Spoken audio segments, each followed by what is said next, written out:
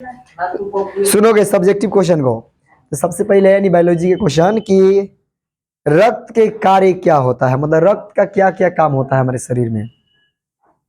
तो रक्त के काम क्या क्या है मालूम है तो कोई बताएगा। तो सबसे पहले काम है कि फेफड़ा में ऊतकों तक ऑक्सीजन पहुंचाने का जो काम है वो रक्त का होता है। किसका? मतलब जो हमारा फेफड़ा है उसमें ऑक्सीजन पहुंचाने का कार्य किसका है? रक्त का। विभिन्न ऊतकों में कार्बन डाइऑक्साइड को एकत्रित करके उसका फेफड़ों तक वाहन करना जो है ये भी काम किसका है? रक्त का ही होता है। मतलब ऑक्सीजन को भी फेफड़ा तक पहुंचाना रक्त का ही काम होता है। और फिर शरीर के जो विभिन्न भाग है उन सभी भागों से CO2 यानी कार्बन डाइऑक्साइड को भी एकत्रित करके फेफड़ा तक पहुंचाने का काम जो है परिवहन कराना रक्त का काम होता है। उपापचय में बने विषैले एवं हानिकारक पदार्थों को एकत्रित कर अहानिकारक बनाने के लिए यकृत में भेजना। मतलब कि हमारे शरीर में क्या है कि अनेक प्रकार के विषैला जो पदार्थ उत्पन्न होता है इन सभी को भी एकत्रित करके यकृत यानी कि लीवर तक पहुंचाने का काम किसका होता है? रक्त का। क्योंकि ऐसे भी कहा जाता है कि क्या है कि हमारा शरीर जो है कुछ विषैले पदार्थ को पचाने की शक्ति रखता है हमारा लीवर। तो ये सभी जो विषैला पदार्थ जो हमारे शरीर के विभिन्न भागों में उत्पन्न होते हैं उन सभी को इकट्ठा करके पहुंचाने का काम जो है लीवर में किसका काम होता है? रक्त का काम होता है। बोलो क्या बोल रहे हैं? जो और डिशेज खाते हैं तो उनका उल्टी हो जाता है। मतलब कि नहीं लीवर एक्सेप्ट नहीं करेगा तो फेंक दोगे, समझ में आया? जैसे खाना भी अगर खाते हैं तो जैसे हमारा मान लो कि आहार नाल है, अगर उसको एक्सेप्ट नहीं करेगा नहीं लेगा तो उल्टी के माध्यम से फेंक दोगे। और ये उल्टी वाला प्रक्रिया अलग तरीका से होता है, क्योंकि उल्टी होने के पहले अगर आहार नाल हमारा भोजन को स्वीकार नहीं किया है तो पहले वो एक लार ग्रंथि भेजेगा जिसके कारण मुंह एकदम प्लेन हो जाएगा, चिपचिपा हो जाएगा, और उसके बाद तुमसे खाना बाहर फेंकवाएगा।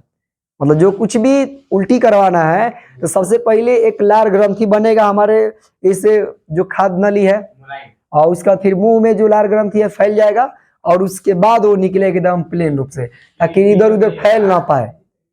तो उल्टी जिस तरह से पूरा इधर फैल ना जाता, लेकिन फैलता नहीं, सीधे क्या होता है बाहर फेंक देना होता है। समझ में ना? तो हमारा जो शरीर है यानी लीवर ये कुछ ऐसे विषैले पदार्थ को भी पचा जाने की क्षमता रखता है। तो हमारे शरीर में जो अलग अलग कुछ विषैला पदार्थ उत्पन्न होता है उसका भी वाहन परिवहन करके लीवर तक भेजने का कार्य जो है वो रक्त का होता है। अरे विभिन्न प्रकार के उत्सर्जित पदार्थों को उत्सर्जन हेतु वृक्कों तक पहुंचाना।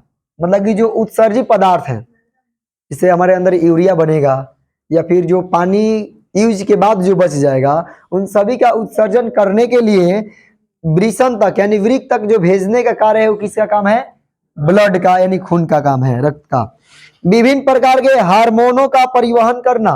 मतलब जो हमारे शरीर में हार्मोन जो उत्पन्न होता है इसको भी परिवहन कराने का काम किसका है? रक्त का काम है। छोटी आंतों के पचे भोज्य पदार्थों का अवशोषण भी रक्त प्लाज्मा द्वारा होता है जिसे यकृत और विभिन्न ऊतकों में भेज दिया जाता है। मतलब जो छोटी आंत के द्वारा जो पचा हुआ भोजन रहता है उसका अवशोषण करने और रक्त प्लाज्मा द्वारा क्या कर दिया जाता है? यकृत यानी कि लीवर तक और विभिन्न ऊतकों तक भेज दिया जाता है। मतलब जिसका जो काम है वहां तक क्या किया जाता है? ब्लड यानी कि रक्त के द्वारा ही भेजा जाता है। और लास्ट काम है कि शरीर के तापक्रम को नियंत्रित रखना।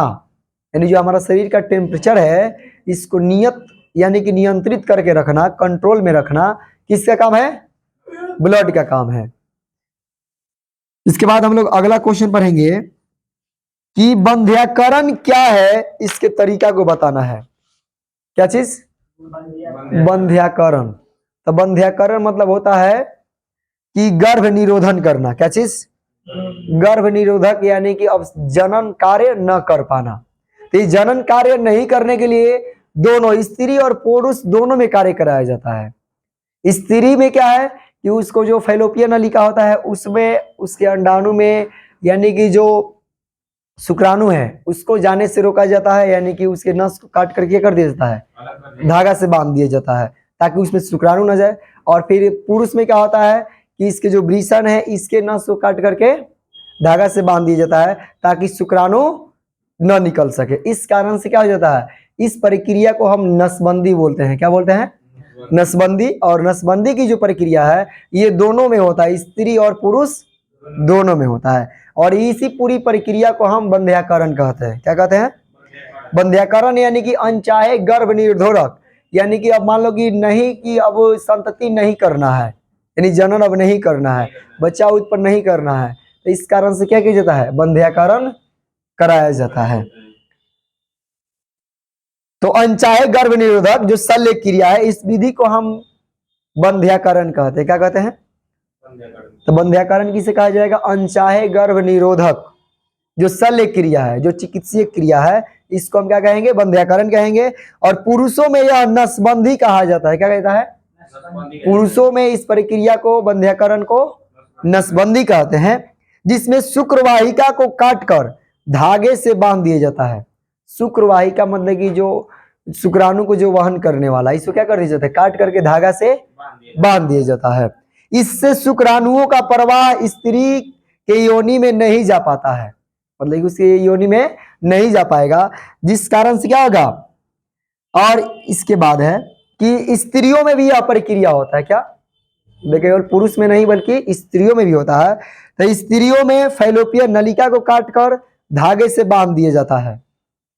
इससे शुक्राणु अंडाणु को संकोचित नहीं कर पाता है और इसे हम स्त्री नसबंदी कहते हैं। और स्त्री नसबंदी को ट्यूबेक्टोमी कहा जाता है। और पुरुषों में जो है इस नसबंदी को हम वासेक्टोमी कहते हैं। क्या? यानी नसबंदी जो है दो तरह का, एक पुरुष के लिए और एक स्त्री के लिए, यानी महिला के लिए। तो पुरुष में जो नसबंदी होगा उसको हम वासेक्टोमी कहेंगे। क्या कहेंगे? वासेक्टोमी। और जो स्त्री में होगा नसबंदी उसको हम ट्यूबेक्टोमी कहेंगे। क्या कहेंगे? ट्यूबेक्टोमी। ये दोनों चीज समझ में आ जाएगा। इसके बाद क्वेश्चन है, तो अगला क्वेश्चन देखोगे,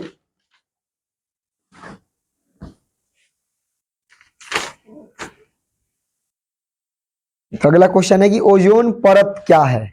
इससे वायुमंडल पर पड़ने वाले प्रभाव को लिखिए या फिर प्रभाव को बताइए। क्या चीज? ओजोन परत जो है आखिर ये क्या होता है, और इस ओजोन परत से प्रभाव क्या पड़ता है? तो ऑक्सीजन जो है, तो ऑक्सीजन के 3 परमाणुओं से ओजोन के अणु बनते हैं, यानी कि O3 से क्या होता है? ओजोन जो है परत ये निर्माण होता है ओजोन अणु का। सामान्य ऑक्सीजन के अणु में 2 परमाणु होते हैं, मतलब सामान्य यानी सिंपल जब हम ऑक्सीजन लेंगे तो जो सामान्य हमारा ऑक्सीजन होगा इसके 2 अणु होगा, और यही जब 2 अणु 3 अणु के साथ बन जाएगा तो इसको हम ओजोन कहेंगे। क्या कहेंगे? ओजोन। ऑक्सीजन सभी प्राणियों के लिए आवश्यक है, क्योंकि ऑक्सीजन के बगैर हम जीवित नहीं रह सकते। भले पानी के बगैर 2-3-4 दिन रह सकते हैं, खाना पीना खाए 10 दिन 15 दिन रख सकते हैं, लेकिन बिना सांस लिए, और सांस लेने के लिए ऑक्सीजन की आवश्यकता पड़ती है। इस कारण से हम बिना ऑक्सीजन के जीवित नहीं रह सकते। तो ओजोन एक घातक विष है। क्या है? विष यानी कि जहर टाइप का है, यानी कि जहर है एक। वायुमंडल में ऊपरी स्तर में ओजोन अति आवश्यक कार्य पूरा करती है। यह सूर्य के आने वाली पराबैंगनी विकिरण से पृथ्वी के लिए एक सुरक्षा कवच तैयार करती है। मतलब कि जो सूर्य से जो एकदम विषैला प्रकाश हमारे पृथ्वी तक पहुंचने वाला है उसको, यानी जो पराबैंगनी किरण है, तो पराबैंगनी किरण को रोकने का कार्य कौन करता है? ओजोन परत करता है, जो कि सुरक्षा करता है। पराबैंगनी विकिरण पृथ्वी पर रहने वाले जीवों के लिए अत्यंत हानिकारक है, यानी कि पराबैंगनी जो किरण है अगर ये हमारी त्वचा पर पड़ता है तो बहुत ज्यादा हानि पहुंचाने का कार्य करता है, पहुंचाता है। ये विकिरण त्वचा कैंसर उत्पन्न करती है। क्या करती है? ये जो पराबैंगनी किरणें सूर्य से आती है ये क्या करती है? त्वचा कैंसर उत्पन्न करने का कार्य करती है। और इसको बचाने के लिए जो ऊपर परत लगा हुआ है वो कौन सा परत है? ओजोन परत है। वायुमंडल के उच्चतर यानी उच्चतर स्तर पर पराबैंगनी विकिरण, यानी जिसको अल्ट्रा वायलेट रे कहेंगे। क्या? जो पराबैंगनी होता है ये अल्ट्रा वायलेट होता है। विकिरण अणुओं से ओजोन यानी O3 बनती है। क्या बनती है? अल्ट्रा वायलेट से ही ओजोन बनती है। उच्च ऊर्जा वाले पराबैंगनी विकिरण ऑक्सीजन अणुओं यानी O2 को विघटित कर स्वतंत्र ऑक्सीजन परमाणु बनाती है। क्या करती है? ऑक्सीजन परमाणु बनाने का कार्य करती है। तो ऑक्सीजन के यह स्वतंत्र परमाणु संयुक्त होकर ओजोन बनाते हैं। क्या बनाते हैं? ये जो ऑक्सीजन जो है एकदम स्वतंत्र परमाणु हो जाता है और इसी की वजह से ओजोन बनता है। समुद्र तल से 20 से 26 किलोमीटर के जैसे ही हम ऊपर समताप मंडल में जाते हैं तो वहां पर O3 की एक मोटी परत लगभग 0.29 सेंटीमीटर से 0.40 सेंटीमीटर पाई जाती है। मतलब ये परत क्या होता है, कुछ सेंटीमीटर में बदल जाती है। 0.29 से 0.40 मतलब कि 0.40 जो है इतना सेंटीमीटर का क्या बन जाता है, एक परत यानी कि लेयर बन जाता है, जो कि पराबैंगनी किरणों को रोकने का कार्य करता है। यह परत सूर्य से आने वाली पराबैंगनी किरणों के हानिकारक प्रभाव से पृथ्वी के जीव जगत को बचाती है। मतलब कि जो ऊपर से अल्ट्रावायलेट रे आने वाला है जो कि त्वचा कैंसर उत्पन्न करता है, तो उससे बचने के लिए जो पृथ्वी पर जीव रहने वाले हैं इसको बचाने के लिए एक ओजोन परत बनता है ना, जो कि 0.29 सेंटीमीटर से 0.40 सेंटीमीटर का एक लेयर बने रहता है परत।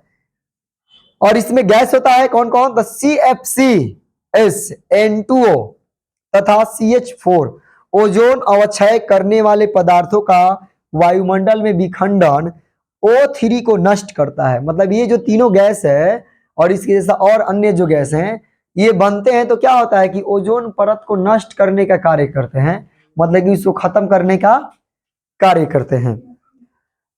ये O3 एक आगे कि ये क्रियाशील क्लोरीन का निर्माण 4U यानी कि 4 अल्ट्रावायलेट जो विकिरण है के साथ करते हैं।